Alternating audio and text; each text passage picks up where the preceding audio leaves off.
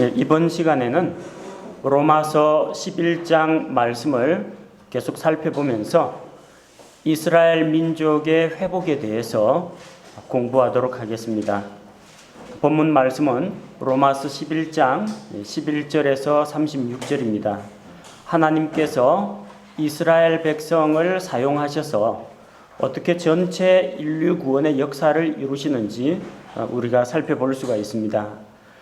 지난 시간에 우리가 성경을 통해서 살펴본 것은 이스라엘이 눈이 멀었고 넘어졌다고 했습니다. 믿음을 따라간 이방인들은 믿음을 통해서 예수 그리스도께서 주시는 의를 덧입었지만 율법의 의로 자기의 행위를 의지하고 나아간 자들은 결국 하나님 앞에서 넘어지고 하나님께서 주시는 의를 받아 누리지 못하게 되었다는 것을 우리가 함께 살펴보았습니다. 이스라엘의 영적인 상태는 눈이 멀어 있고 또한 넘어진 상태입니다. 자, 그들은 걸림돌에 걸려 넘어졌습니다. 그 걸림돌이 무엇입니까? 예수 그리스도께서 어떤 이에게는 걸림돌이 되고 또 어떤 이들에게는 구원의 반석이요 디딤돌이 된다고 했습니다. 하나님께서 시온에 예비하신 크고 보배로운 모퉁이 돌이 있습니다. 그러나 이 모퉁이 돌을 믿고 의지하는 자에게는 구원의 반석이 되겠지만 그 돌을 대적한다든지 그 돌이 사람의 위에 떨어지게 될 경우 그 사람은 파멸에 이른다는 겁니다. 누구의 책임입니까? 돌이 잘못된 것이 아니라 구원의 반석 예수 그리스도를 받아들이느냐 받아들이지 않느냐에 달린 것입니다. 오늘 로마서 11장 11절 말씀을 보니까 자, 이스라엘의 넘어짐에 대해서 이야기하고 있죠. 그들이 실족함으로 넘어지게 되었느냐? 결코 그럴 수 없다고 했습니다. 그들이 완전히 파멸에 이를 정도로 넘어져서 다시는 못 일어날 정도로 넘어진 것은 아니라고 했습니다. 그들이 일시적으로 실족함으로 말미암아 그들의 넘어짐을 통해서 구원이 이방인들에게까지 이르도록 하기 위한 것입니다. 자, 이스라엘 민족이 쇠퇴하고 넘어짐으로 말미암아 이방인들에게 이 복음이 넘어왔습니다. 구원은 유대인에게서 난다. 예수님께서 그렇게 말씀하셨습니다. 유대인이신 예수 그리스도께서 구원자로 오셨어요. 그분은 자기 땅 이스라엘 땅에 오셨고 자기 백성에게 왔습니다. 유대인들의 왕으로 왔지만 그들은 자기들의 메시아를 받아들이지 않았습니다. 최초의 교회는 예루살렘에서 유대인들을 중심으로 해서 형성되었습니다. 그리고 이어서 사마리아와 온 유대 지역으로 퍼져나가고 그리고 땅끝까지 복음이 점점 퍼져나갔어요. 이방인들에게 복음을 전하여서 그들이 하나님께로 돌아오는 것을 보고 유대인들이 시기심에 사로잡혀가지고 예수 그리스도의 십자가 죽음과 부활 전하는 것을 가로막았고 그들이 다니는 곳곳마다 복음을 반대했습니다. 마침내 사도 바울은 하나님의 이 말씀을 마땅히 너희에게 먼저 전해야 하겠지만 너희가 스스로를 영원한 생명을 얻기에 합당치 않은 자로 간주하기 때문에 이제는 우리가 유대인들을 떠나 이방인에게로 가겠다 그렇게 선포합니다. 물론 이것은 구약 성경 말씀에 기록되어 있는 예언대로입니다. 내가 너로 이방의 빛을 삼아 땅끝까지 이르게 할 것이다. 그 말씀을 따라서 이제 복음의 빛이 이방인에게로 넘어갔다는 겁니다. 유대인들의 넘어짐이 하나님께서 이방인들을 받으시는 것이 되었다는 겁니다. 자, 그를 통해서 이방인들이 하나님께로 돌아오고 이스라엘의 하나님을 자기의 하나님으로 믿고 돌아옴에 따라서 유대인들은 그들을 시기하고 그래서 그들 가운데 일부가 하나님께로 돌아오는 그런 일이 있다는 겁니다.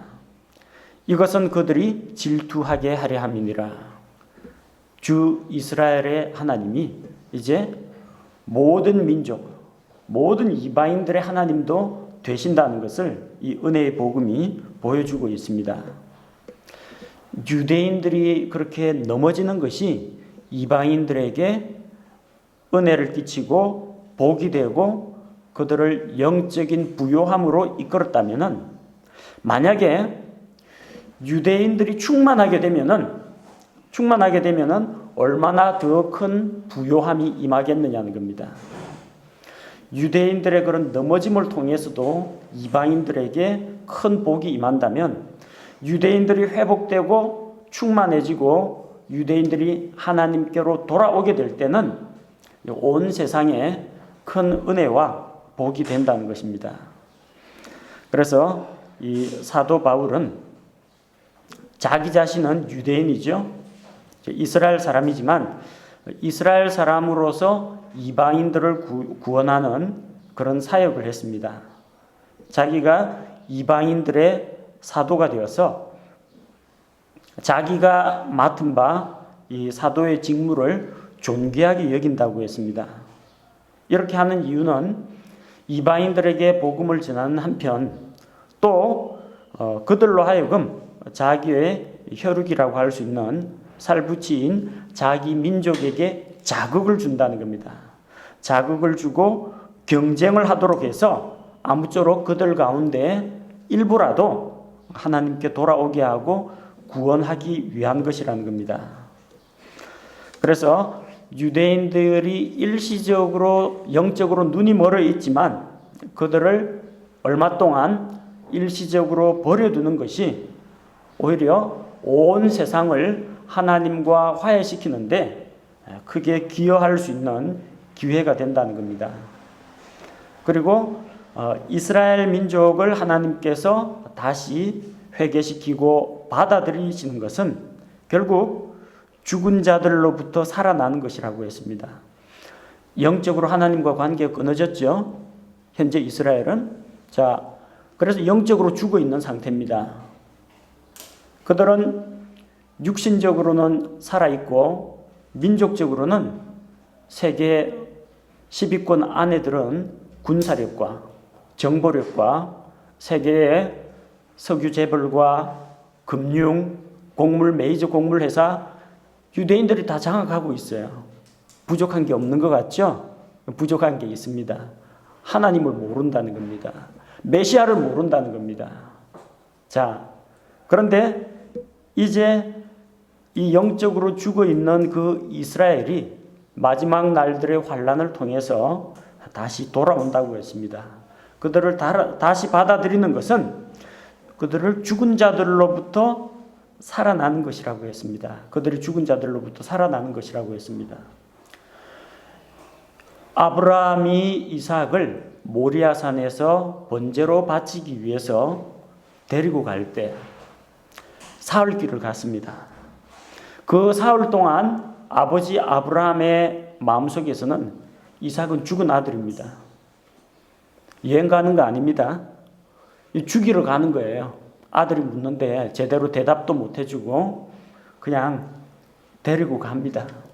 사흘 동안 그의 마음속에서는 죽어 있었습니다. 죽은 아들이에요. 그리고 실제로 제단 위에 올려놓고 칼로 아이를 찔러 죽이고 번제로 바치려고 했습니다. 하나님께서 긴급히 가로막고 그 대신 수풀에 덤불에 뿌리 걸려 있는 순양을 대신 바치도록 했습니다. 죽었다 살아난 아들입니다. 바로 그와 같습니다. 이삭의 후손들, 아브라함의 후손들, 그들은 죽은 자 가운데서 돌려받는 것처럼 그들에게 영적 회복과 부흥이 찾아온다는 것입니다. 그래서 에스겔 대언자는 에스겔 37장 1절에서 14절 골짜기의 환상, 마른 뼈들의 환상을 통해서 이스라엘의 회복을 선포했습니다. 하나님께서 대언자 이스라엘을 골짜기로 데려갔습니다. 그 골짜기에는 마른 뼈들이 가득했습니다. 뼈만 남아있다는 것은 이미 살점이나 혈액이나 신경이나 이런 건 하나도 없다는 이야기죠. 뼈가 말라 있습니다. 죽은 지 꽤 오래됐다는 이야기죠. 그러나 대언을 통해서 영으로 하여금 그 마른 뼈들에게 들어가도록 했을 때 그 뼈들이 다시 살아나서 일어나고 하나님의 군대가 되었다고 했습니다. 마지막 때 이런 일이 일어납니다. 영적으로 죽은 이스라엘, 마른 뼈들과 같은 이스라엘, 아무런 소망이 없다고 하는 그 이스라엘이 하나님께서 주시는 말씀을 받아들이고 자기들의 죄를 회개하고 하나님께로 돌아올 때 마른 뼈들이 하나님의 군대가 되는 것처럼 온 세상에 하나님의 복음을 선포하는 선교사 민족으로 다시 한번 일어서게 된다는 것입니다. 그래서 이스라엘은 죽은 자들로부터 살아나게 될 것입니다. 이스라엘이 영적으로 각성하고 회복되는 그런 일들이 일어나게 됩니다.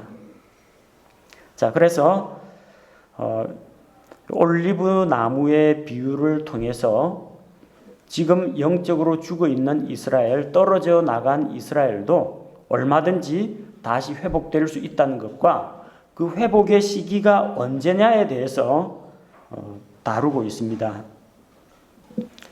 자, 로마서 11장 16절에 보니까 첫 열매가 거룩하면 덩어리도 거룩하고 뿌리가 거룩하면 가지들도 그러하다고 했습니다.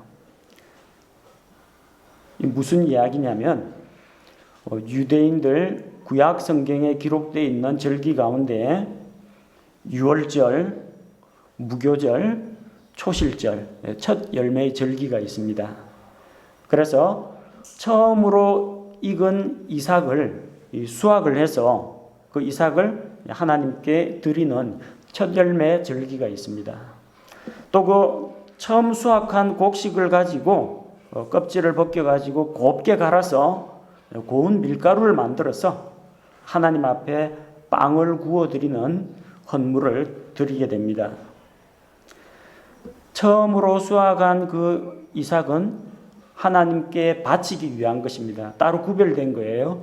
자기들 빵 만들어 먹는 게 아니라 죽게 드리기 위해 구별된 것입니다. 그래서 거룩하다고 합니다. 그게 무슨 신성한 힘이 있다든지 그 안에 특별한 어떤 종교적 영적 효능이 있다는 이야기가 아니라 밀은 그냥 밀인데 그 이삭을 하나님께 구별하여 드렸기 때문에 거룩하다라는 겁니다.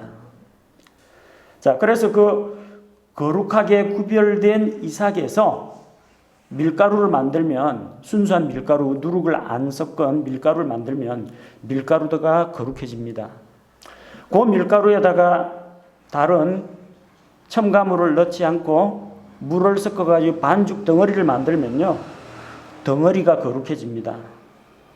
그거 가지고 빵 구우면 빵도 거룩하게 하나님께 바치는 빵이 된다는 겁니다.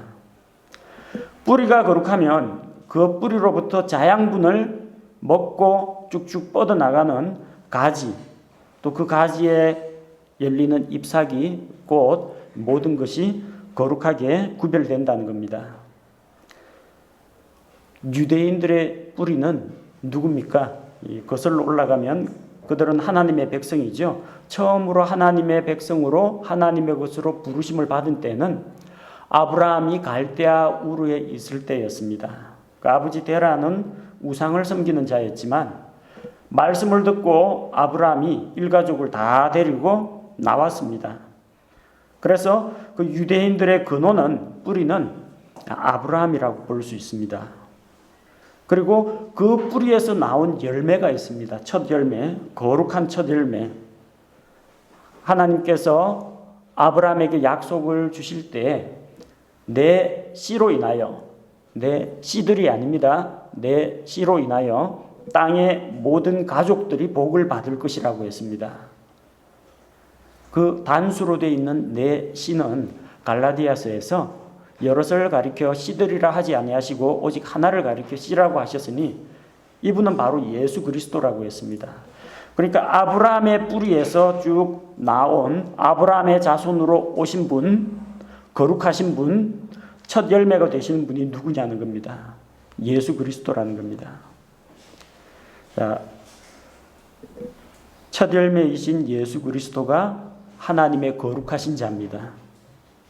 또 그 예수 그리스도의 몸으로 구성되어 있는 우리 교회 성도들도 거룩한 자들입니다. 이렇게 우리가 믿음으로 그리스도 안에 들어가면은 거룩한 자가 된다는 것입니다. 우리는 본래 아브라함의 씨가 아니었습니다. 우리 이스라엘 사람 아니죠.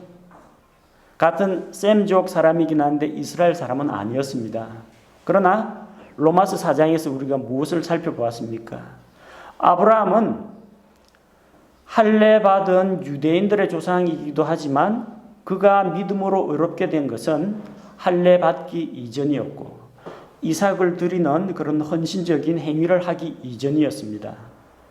믿음으로 의롭다 함을 받은 이방인들의 조상이 된다는 겁니다.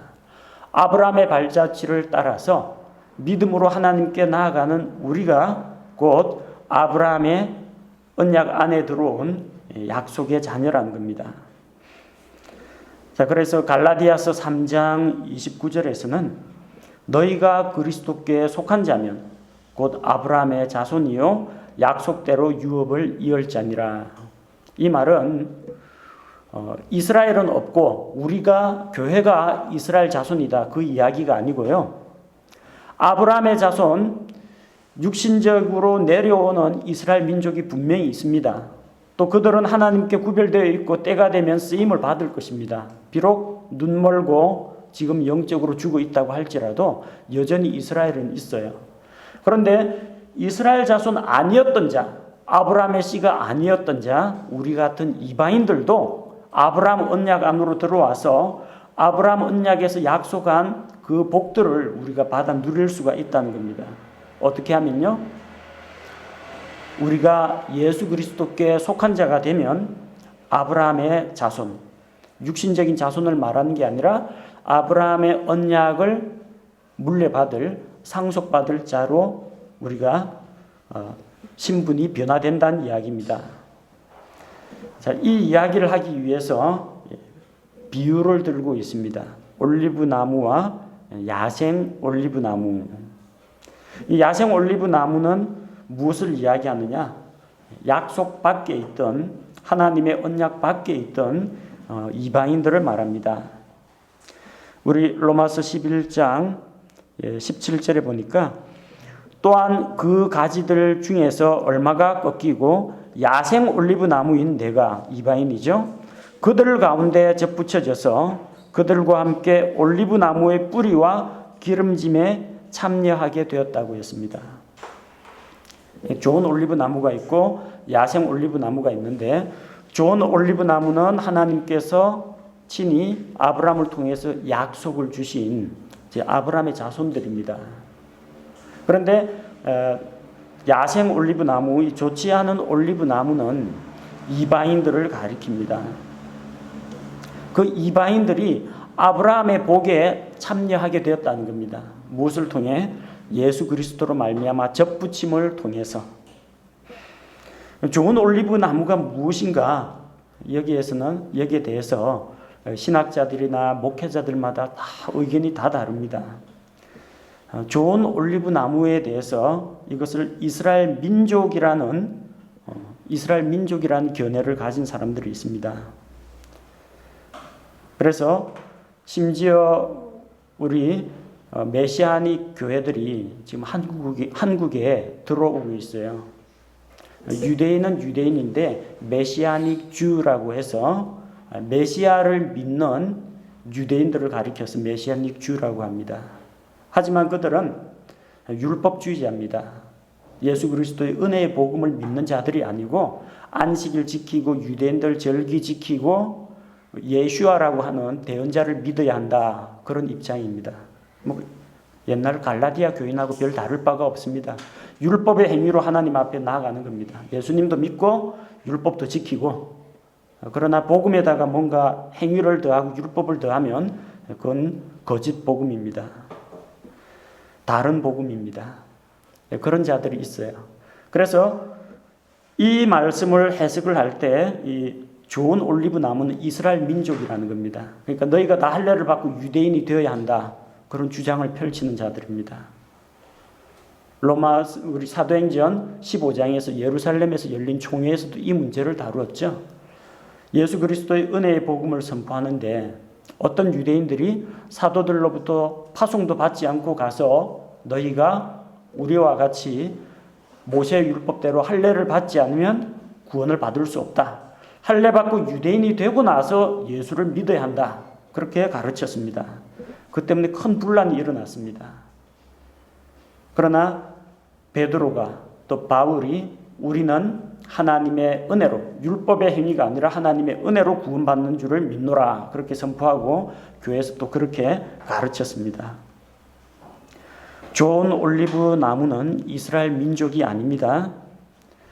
예레미야 11장 16절에서는 이스라엘은 불탄 올리브 나무라고 했습니다. 호세아 10장 1절에서는 이스라엘은 텅 빈 열매가 없는 포도나무라고 했습니다. 마태복음 21장 19절에서 예수님께서는 이스라엘을 가리켜서 잎만 무성하고 열매가 없는 무화과 나무라고 했습니다. 곧 이스라엘 민족은 좋은 올리브 나무가 아닙니다. 이스라엘은 넘어졌습니다. 넘어진 자들이 무슨 좋은 올리브 나무입니까? 그들은 영적으로 눈이 멀었습니다. 영적으로 죽어 있습니다. 그런데 어떻게 그들이 좋은 올리브 나무가 될 수 있으며 우리가 그들처럼 돼야 됩니까? 넘어지고 예수님을 부인하고 실족하고 그리고 영적으로 죽어 있어야 좋은 올리브 나무가 되는 겁니까? 앞뒤가 안 맞죠. 지금 이스라엘의 영적인 타락과 실족, 영적으로 죽은 상태에 대해서 이야기하는데 우리가 그들같이 되어야 구원받는다. 그러면은 누가 봐도 이상한 논리입니다. 만약에 이스라엘이 좋은 올리브 나무라면 모든 사람들은 구원받기 전에 먼저 유대인이 돼야 됩니다. 할례 받고 모세의 율법을 지키고 그렇게 해야 구원을 받는데 이건 우리가 선포하는 은혜의 복음하고는 완전히 다른 이야기입니다. 또 반면에 이 좋은 올리브 나무를 예수 그리스도라고 또 보는 견해가 있습니다. 보통 많은 개신교에서 이렇게 가르칩니다. 일단 예수 그리스도 하면은 이스라엘 민족보다는 훨씬 긍정적이고 좋은 측면들이 많기 때문에 그럽니다. 그런데 문제가 있어요. 17절 보니까 또한 그 가지들 중에서 얼마가 꺾이고, 그러니까 유대인들은 좋은 올리브 나무에서 꺾여 나갔다는 이야기 아닙니까? 20절 그들은 믿지 아니함으로 꺾였고, 믿지 아니함으로 꺾였다고 했어요. 그러면은 유대인들은 원래부터 예수님 믿던 사람들입니까? 날 때부터? 말이 좀 이상하게 되죠. 이스라엘은 좋은 올리브 나무에서 꺾이고 잘려 나갔다라고 하면은 그럼 이스라엘은 처음부터 예수 그리스도라는 본체에 든든하게 붙어 있는 예수 그리스도께로부터 난 자라는 그런 주장이 됩니다. 자, 그러면 이거는 믿음을 통해서 은혜로 받는 구원이 아니라 혈통으로 받는 구원이 되어버립니다.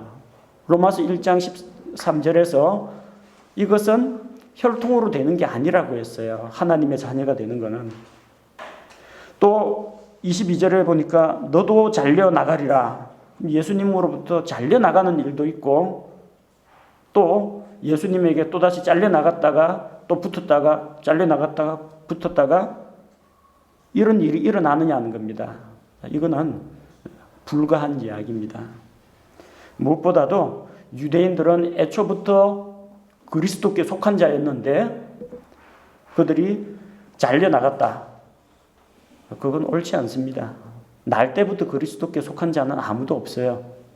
다 개인적으로 예수 그리스도를 구세주로 받아들여서 좋은 올리브 나무 안으로 들어오는 겁니다. 하나님의 자녀가 되는 겁니다. 본문에서 이야기하는 좋은 올리브 나무는 이스라엘 민족도 아니고 예수 그리스도도 아닙니다. 이건 아브라함 언약입니다. 그냥 아브라함 하면요, 또 이스라엘 민족하고 뭐가 다르냐 그럴 것 같죠. 그래서 오해를 피하기 위해서 제가 아브라함 언약이라고 표현을 했습니다. 이러면은 유대인도 이방인도 전혀 모순이 안 생깁니다. 잘려나갔다 다시 붙는 것도 이해할 수가 있습니다. 자, 보십시오. 이스라엘은 태어날 때부터 유리한 점을 갖고 태어납니다. 왜? 조상들도 저희의 것이요, 언약도 그들의 것이요. 하나님께서 유대인들에게 주신 게 많이 있습니다. 율법, 제사장, 성막, 성전, 하나님께 드리는 희생제사, 할례 언약, 믿음의 조상들 다 있죠. 아브라함 언약은 이스라엘 사람들이 날 때부터 받습니다. 그래서 아직까지 신앙 고백하기도 전에 제8일에 태어난 지 8일에 사내 아이는 전부 할례를 받고 너 아브라함의 자손이다 선포하지 않습니까? 그래서 그때부터 아브라함의 자손으로서 들으라 이스라엘아 주 우리 하나님은 한 하나님이시니 율법 말씀 가르치지 않습니까? 그러니까 이스라엘 사람들은 날 때부터 아브라함 언약 아래 있다. 맞습니다. 단 뭐가 문제입니까? 너희가 아브라함의 자손이면 아브라함의 행사를 할 것인데 도리어 나를 죽이려 하느니라.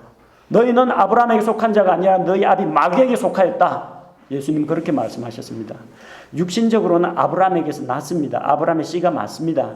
그러나 제 아무리 아브라함의 자손이라고 할지라도 뭐가 문제예요? 로마서 2장에서 다루었습니다. 육신적인 유대인이 유대인이 아니라고 했습니다. 유대인이면 다 유대인이냐? 유대인이라야 유대인이지. 육적인 유대인이 아니라 회개하고 마음의 할례를 받고 하나님께 돌아와야 진정한 유대인이라는 겁니다. 따라서 이스라엘은 그 좋은 조건을 가지고 있음에도 불구하고 메시아를 거부하고 복음을 받아들이기를 거부하고 영적으로 눈먼 상태에 있기 때문에 그들은 믿지 아니함으로 꺾여졌습니다. 그들이 애초부터 구원받은 사람인데 구원에서 잘려나갔다는 이야기가 아닙니다. 아브라함 언약을 상속받을 자로 태어났음에도 불구하고 그럼에도 불구하고 믿음 안에 거하지 아니하니까 그 약속을 받아 누리지 못하게 되었다는 이야기입니다. 아브라함의 자손, 이삭의 자손 누가 있어요? 야곱과 에서. 둘 다 상속받을 자격이 다 있습니다. 아니, 에서가 상속 우선순위 1번입니다. 장남이니까. 그런데 그는 장자권에 대해서 소중하게 여기지 않았고 하나님께서 자기의 씨를 통해서 이삭의 씨들을 통해서 이 세상에 복을 주시고 가나안 땅을 차지하게 하시고 이런 약속들을 받아들이지 않았습니다. 야곱은 그 약속을 붙잡았고 에서는 스스로 인격적으로 거부했습니다. 자, 아브라함의 자손, 자기가 올라가면 아버지 이삭, 위 할아버지 아브라함의 자손 맞죠? 아브라함의 언약 받을 자로 태어났어요. 그런데 그 약속을 믿음으로 안 받아들이니까 약속에서 잘려져 나간 겁니다. 그 축복을 받아 누리지 못하는 겁니다. 그 이야기입니다. 그들이 아브라함에게서 났다고 할지라도 믿음에 거하지 않고 자기의 행위를 의지하고 율법을 따라가면은 망한다는 이야기입니다. 자, 로마서 2장 28절 29절에서는 겉으로 유대인이 아니라 속으로 유대인이 진짜 유대인입니다. 로마서 9장 6절에서 이스라엘에게서 난 자들이 다 이스라엘이 아닙니다.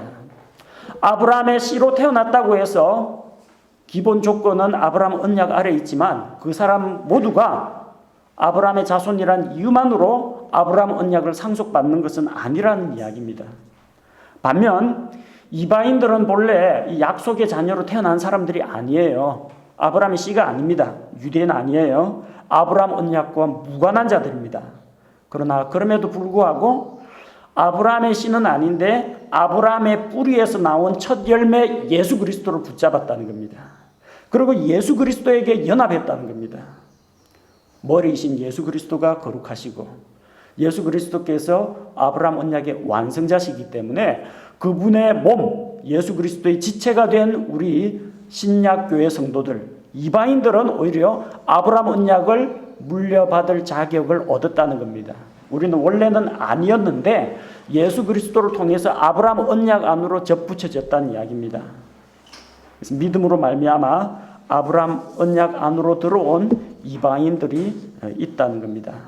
여기서 접붙여지고 잘려나가는 것을 구원받았다가 구원 취소됐다가 구원 잃어버렸다가 또다시 구원받았다가 그걸로 보시면 안 되고 아브라함 언약의 상속자가 되느냐 되지 못하느냐 그걸로 보시면 됩니다. 그래서 올리브 나무에 속해 있던 자들은 아무도 자랑할 수가 없습니다. 애초에 그 아브라함 언약이라는 울타리 안에서 태어났던 유대인들도 자랑 못합니다. 왜? 자기가 태어남으로 해서 이 올리브 나무가 거룩하게 된 게 아니거든요.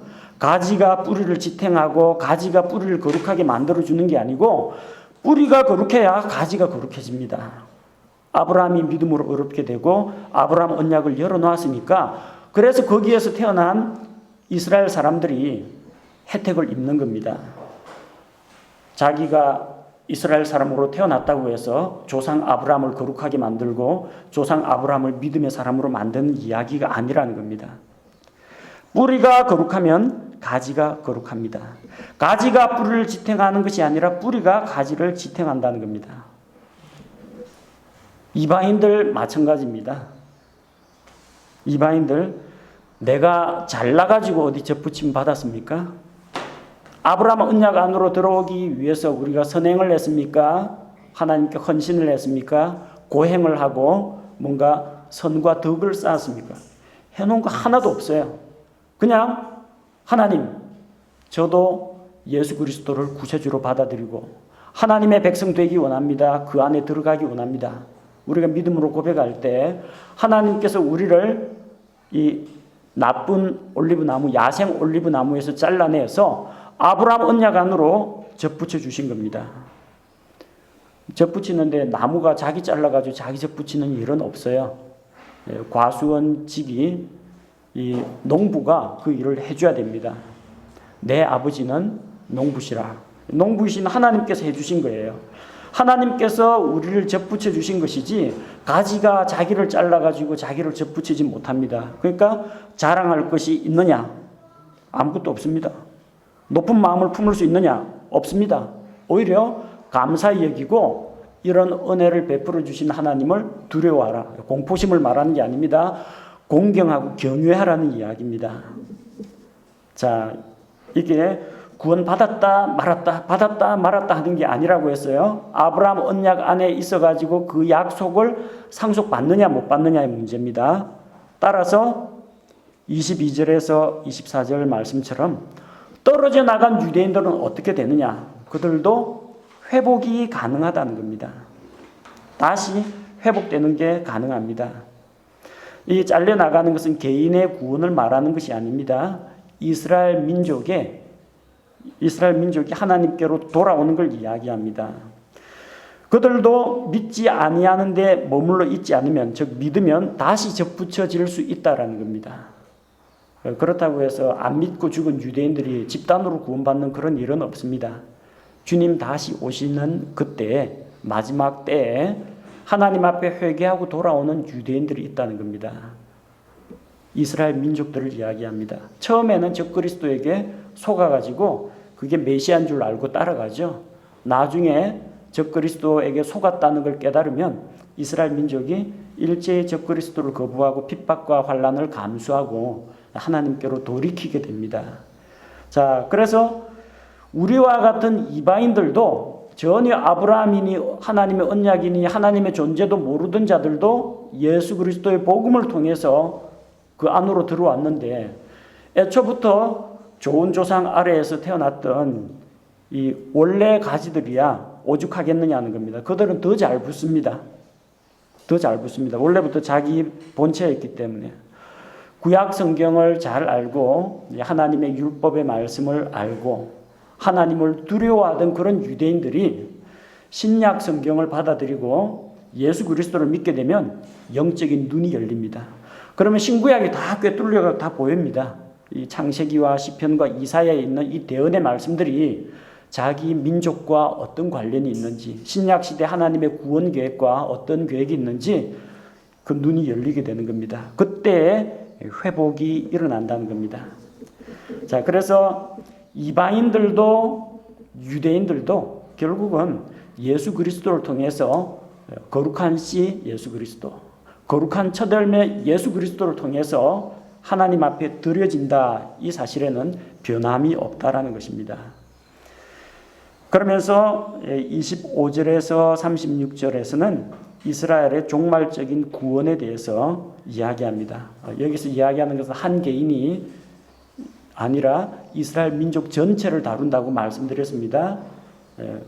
9장부터 11장에 나오는 그 이스라엘을 구원할 때는 지금 영적으로 눈멀어 있고 영적으로 죽은 상태인 이스라엘이 어떻게 해서 돌이켜서 하나님께로 와서 하나님의 군대가 되고 이 선교사 민족으로 또 쓰임을 받는지에 대한 그런 설명입니다.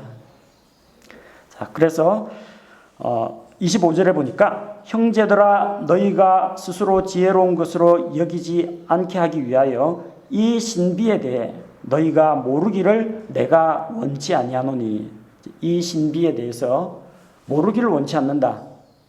알기를 원한다는 겁니다. 곧 이방인들을 구원하고 유대인들을 구원하고자 하는 하나님의 구원의 계획은 성경 가운데 이미 드러나 있고 또 우리에게 공개된 계시된 하나님의 진리라는 겁니다. 이는 신비라고 합니다. 개역 성경에는 비밀이라고 합니다. 비밀은 말하면 안 돼요. 비밀은 말하면 비밀이 안 되잖아요. 여기에서 이 신비에 대해 너희가 모르기를 원치 아니한다는데 만약에 이 비밀에 대해서 너희가 모르기를 원치 아니한다. 이거 사도 바울은 비밀 누설, 기밀 누설죄에 해당됩니다. 비밀이 아니라 신비입니다. 왜 신비냐? 구약시대 구약시대 모든 책들은 유대인들 대상으로 기록되었고 유대인들에 의해서 기록되었습니다. 그들이 하나님의 백성이었고 온 세계 가운데에서 땅에 있는 감추어진 보물과 같은 존재였습니다. 그래서 지난 인류 역사 과거 4,000년 동안 하나님의 백성은 이스라엘이고 이스라엘이 이 하나님의 백성이고 그래서 그들이 구원받는다라고 생각했어요. 이방인들이 구원을 받을 수 있다? 상상도 못했습니다. 상상도 하지 못했어요. 사마리아에 복음이 전파되었습니다. 빌립이 가서 복음을 전했는데 아직까지 성령께서는 그들에게 임하지 않았습니다. 사도들이 직접 와서 눈으로 보고 그들이 예수님을 믿고 주로 고백하는 걸 봤습니다. 그래서 그들에게 안수했더니 성령이 임했습니다.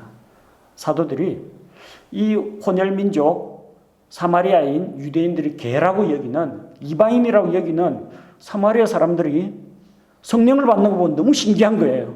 유대인들만 받는 거 아니었어? 왜 이 사람들이 이러지? 나중에 고넬료 가정이 베드로가 복음 전해서 고넬료 가정이 복음을 듣고 구원을 받으니까 그때 성령님께서 말씀을 듣는 모든 자에게 내려오심에 그들이 예수를 주로 시인하고 다른 언어로 말하는 것을 보고 유대인들이 깜짝 놀랐습니다. 그러면 하나님께서 이방인들에게도 생명을 얻는 회개를 주셨도다 하고 그제서야 인정합니다. 이방인들이 구원받는다는 거 그들이 이해를 못했어요. 또 에베소서 2장에서 살펴보는 것처럼 유대인과 이방인 사이에는 넘을 수 없는 장벽이 있습니다. 일단 하나님의 성전에 가면요, 제사장의 뜰, 그다음에 여인의 뜰, 이방인의 뜰 이렇게 구분되어 있어요. 이방인들은 요 높이 한 1m 조금 넘습니다. 그 뜰을 넘어가지고 안으로 들어갈 수가 없어요. 거기까지만 들어갑니다. 막힌 담이 있어요. 넘을 수 없는 담이 있습니다. 유대인들은 이방인들하고 같이 식사를 안 합니다. 그럼 부정탄다고 생각했습니다. 베드로가 이방인들하고 식사하고 있다가 예루살렘에서 야고보에게서 파송된 유대인들이 온다는 이야기를 듣고 재빨리 자리에서 일어나고 자기는 같이 안 먹은 척 했습니다. 왜?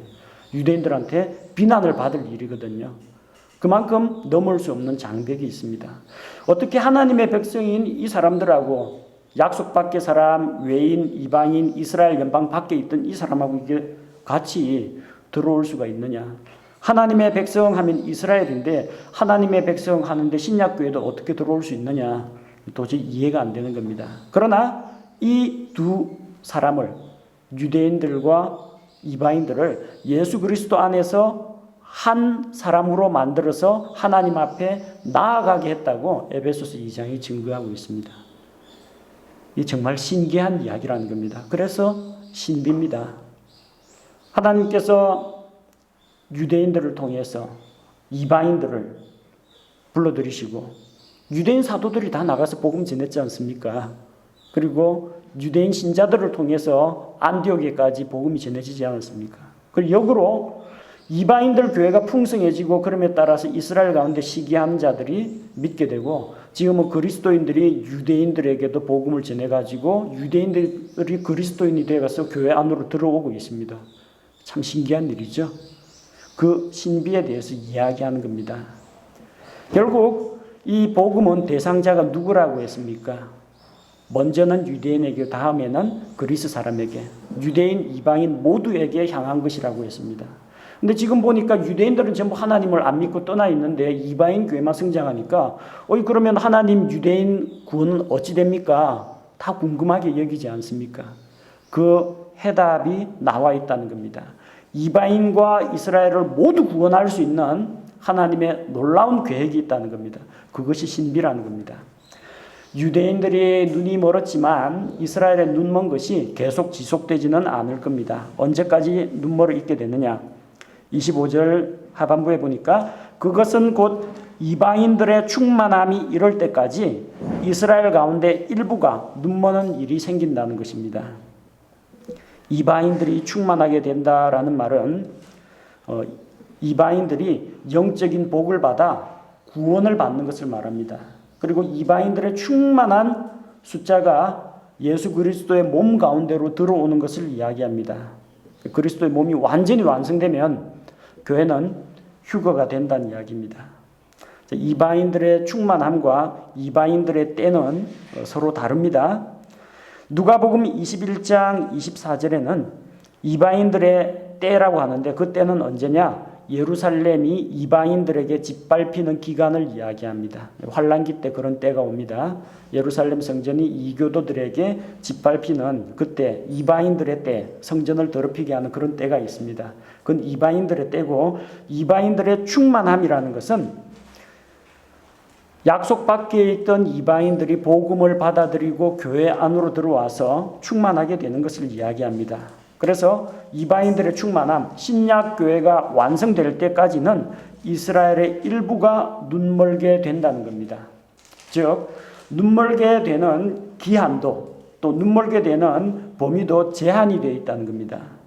계속 눈먼 것이 아니라 그들은 이방인들의 충만함이 이룰 때까지 눈멀게 됩니다. 교회가 휴거될 때까지. 교회가 휴거된 이후에 다시 이스라엘에 돌이키는 일들이 일어납니다.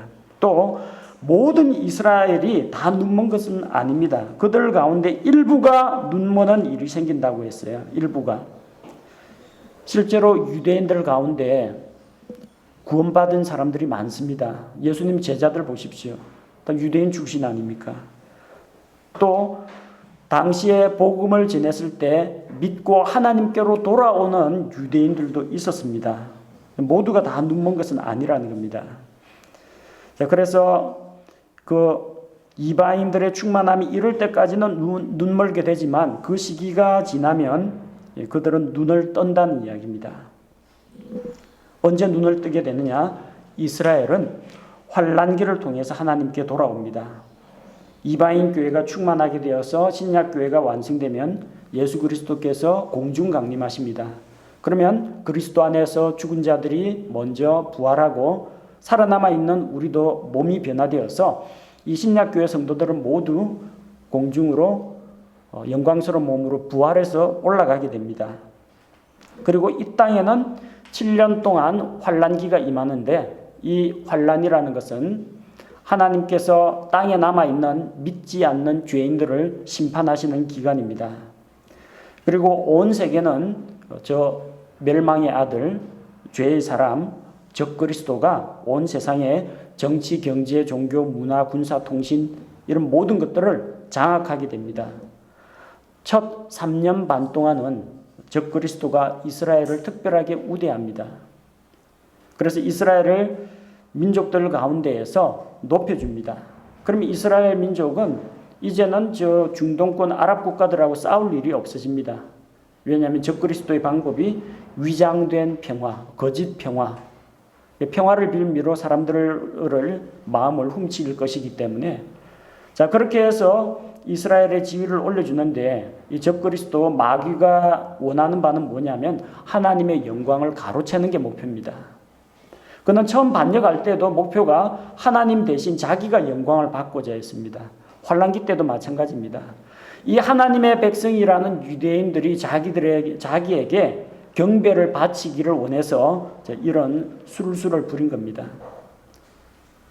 자, 말하자면은 이 하나님의 백성인 이스라엘조차도 나에게 경배한다. 하나님의 백성을 이제 빼앗아 오는 거죠. 그게 자기에게 영광이 되는 겁니다. 그리고 하나님의 영광을 가로채는 것으로 만족하려고 하는데 3년 반이 지나면 본색을 드러내고 자기가 예루살렘 성전에 들어가서 내가 하나님이니 너희는 나를 경배하라고 합니다. 그리고 하나님께 드리는 각종 번제, 헌물, 희생물을 전부 다 폐하게 됩니다. 그제서야 이 적그리스도에게 속았다는 걸 알고 이 3년 반 동안 적그리스도가 이스라엘 민족을 핍박하게 됩니다. 이스라엘은 적그리스도의 핍박을 피해서 도망가고 숨고 혹은 붙잡혀서 고난당하며 견디는 가운데에서 하나님께 회개하고 돌아옵니다. 우리가 십자가에 못 박아 죽인 그 예수 그리스도가 진짜 메시아고 요 적그리스도는 가짜다라는 것을 그때 깨닫게 됩니다. 이때 이스라엘의 민족적인 회개가 일어나게 된다는 겁니다. 그를 통해서 26절 그리하여 온 이스라엘이 구원을 받는다는 이야기입니다. 온 이스라엘이라는 이야기는 이스라엘 출신이면 다 구원받는다는 이야기가 아니고요. 이 회개하고 돌아온 이스라엘 민족 집단 그들을 이야기합니다. 회개한 이스라엘을 이야기합니다. 그리고 27절에 나오는 바와 같이 내가 그들의 죄들을 제거할 때 이것이 그들을 향한 내 언약이니라 함과 같으니라. 이 어디에 나오는 이야기냐면 예레미야 31장 31절에서 34절에 나오는 구약 성경에 기록된 5가지 언약 중에서 5번째 새 언약이라는 겁니다. 그 새 언약의 내용은 뭐냐면 죄 용서입니다. 그들의 불법을 용서하고 다시는 그들의 죄를 기억하지도 않겠다라는 그 언약입니다. 죄에 대한 완전한 용서가 이루어진다는 겁니다. 이스라엘 백성들은 죄 지으면 희생 헌물, 다음날 또 죄 지으면 또 다른 희생 헌물 한 마리, 죄 한 건당 희생 헌물 한 마리. 그러나 예수 그리스도께서 주신 완전한 영원한 구속을 믿게 되면은 그들도 완벽한 죄 용서를 받게 됩니다. 처음에 하나님께서는 이스라엘에게 이 돌판에 새긴 계명을 주었습니다. 두루마리에다가 하나님의 율법을 10,000가지로 기록했습니다. 근데 율법의 자자구구 돌판에 새긴 양피지에 기록된 이 말씀들을 그들은 간직하지 못했습니다. 그래서 이제부터 어떻게 한다고요? 마음에 새긴 법. 하나님께서 그들에게 주의 법을 그들의 마음속에 두고 그들의 마음속에 기록할 것이라고 했습니다. 하나님의 법이 그들의 마음속에 있다는 것. 시편 기자가 고백한 바와 같이 그 마음속에는 하나님의 법이 있으니 그 걸음에 실족함이 없게 된다고 했습니다. 내가 주께 범죄치 아니하려 하여 주의 말씀을 내 마음속에 감췄나이다. 하나님의 말씀을 마음속에 간직합니다. 이제는 돌판에 새긴 율법이 아니라 마음에 새겨져 있는 그 하나님의 법을 통해서 그들이 하나님을 주로 인정하고 섬기게 된다는 겁니다. 그리고 그들 각 사람이 각 개개인이 각각 주를 알게 되리니 이는 각 사람이 주를 알게 되리니 아무도 너는 주를 알라 하고 가르치지 않는다는 겁니다. 천년왕국에서는 물이 바다를 덮음같이 주의 영광을 인정하는 것이 온 세상에 가득하게 되어 있기 때문에 너는 주를 알라 하고 가르치는 사람이 없다는 겁니다.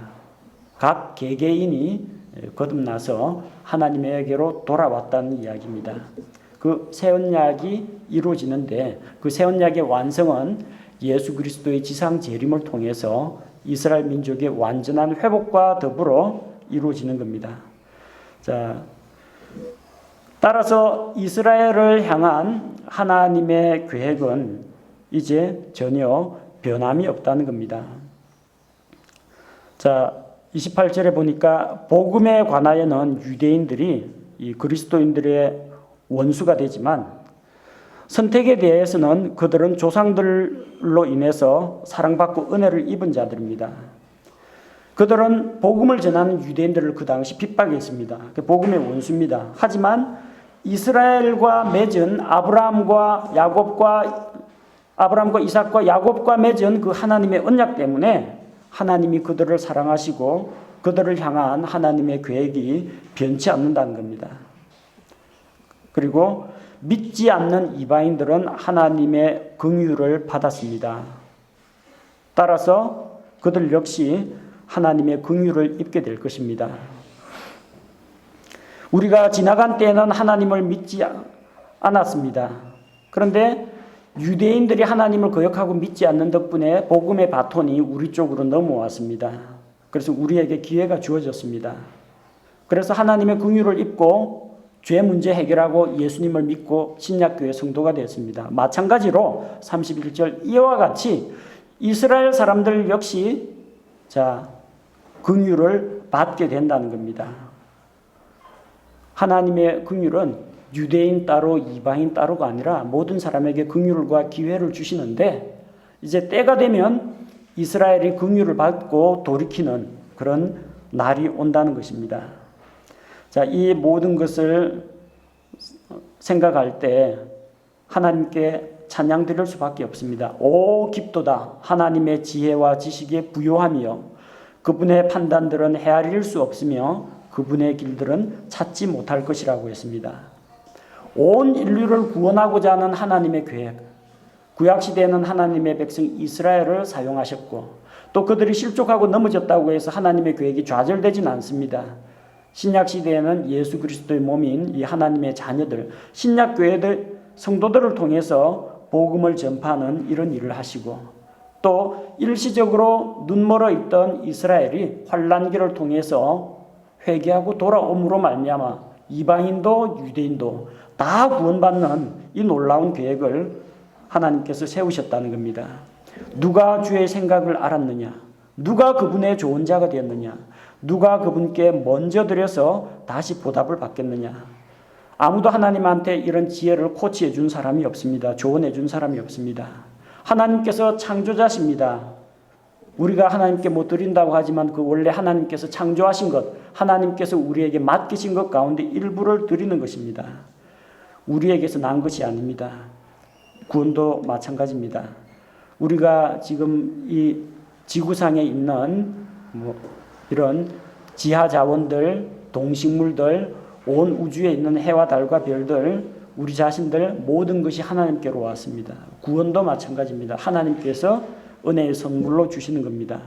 모든 것은 그분에게서 나옵니다. 놀라운 구원의 계획도, 구원의 실행도, 우리 구원을 보장하시는 것도 모든 것이 주께로부터 오고 주께서 이 모든 것을 다스리시고 그분으로 말미암고 또 마지막에는 그분께로 돌아가고 마지막에는 종말적으로 하나님께서 거두시고 심판하십니다. 하나님께서 모든 것의 근원이 되시기 때문에 이 놀라운 구원 계획을 발견하고 영광이 주께 영원 무궁토록 있기를 원합니다 하면서 아멘으로 11장을 마무리하고 있습니다. 그래서 로마서 9장에서 11장까지의 내용을 요약하면 결론은 무엇입니까? 하나님께서는 이스라엘을 버리셨느냐? 버리지 않으셨다. 그럼 왜 지금 그들이 눈멀고 영적으로 이렇게 죽은 상태로 있느냐? 이방인들을 구원하기 위한 하나님의 계획이다. 그들의 넘어짐을 통해서 복이 이방인에게 임했다. 그래서 아브라함의 자손이 아닌 우리가 예수 그리스도를 믿음으로 아브라함 언약 안으로 들어왔고 원래 아브라함의 자손으로 태어났는데 믿지 아니함으로 말미암아 그 언약에서 배제된 자들이 원래 가지로 돌아오는 것은 더 잘 붙습니다. 야생 올리브 나무보다 더 잘 붙어요. 그들이 회복된다는 겁니다. 회복의 시기는 언제냐? 환란기를 거쳐서 신약교회가 완성되고 휴거된 이후 환란기를 통해서 마침내 그들이 돌아오게 되고, 그들이 돌아오면은 믿지 않는 유대인들을 회개하고 돌아오면 폭발적인 일이 일어나서 적그리스도가 지배하는 그 세상에서도 왕국의 복음이 온 세상에 유대인들을 통해서 전파가 되기 때문에 그들이 일시적으로 넘어짐이 이방인들에게 복이 되었다면 이스라엘 민족이 회복되는 것은 그야말로 온 세상에 환란기 때 그 암흑기에 온 세상에 복이 임하게 되는 것이라는 겁니다. 이 놀라운 하나님의 구원 계획을 생각하면서 우리가 하나님께 영광을 돌리며 또 하나님의 인류 구속사 가운데 이스라엘이 어떠한 역할을 담당하고 있고 지금 어느 시점에 와 있는지 우리가 성경을 통해서 바르게 이해하는 기회가 되었으면 좋겠습니다.